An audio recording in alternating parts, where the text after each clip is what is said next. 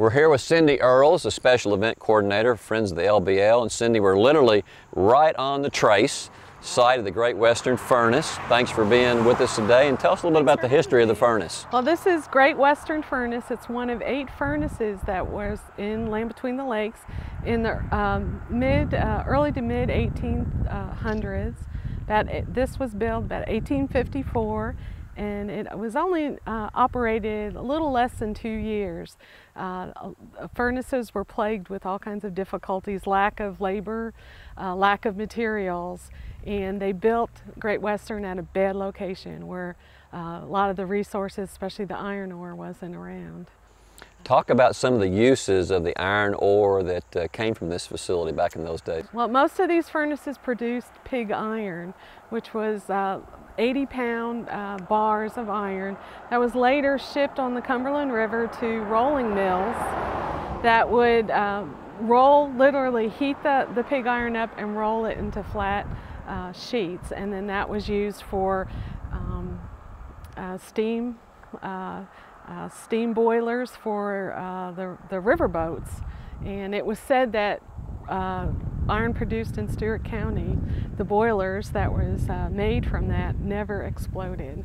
And that was the major catastrophe in the 1800s, was steam boilers exploding.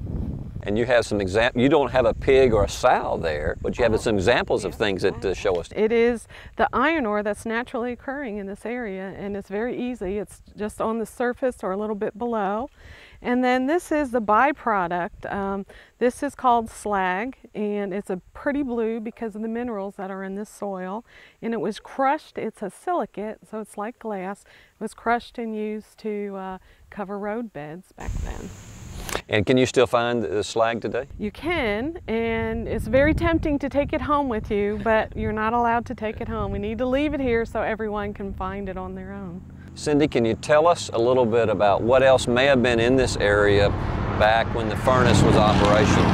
Right. This was a very unique story. After the Civil War, the furnace had closed and there wasn't anyone around. Investors from the north came down and created a model community. They wanted this very unique community and called it Model. Model had a newspaper, and it had one of the first high schools in Stewart County also. A very neat story. And where we're standing was buildings and homes and stores and communities, and Great Western Furnace continued to be a monument in that community, and just something everyone just took for granted.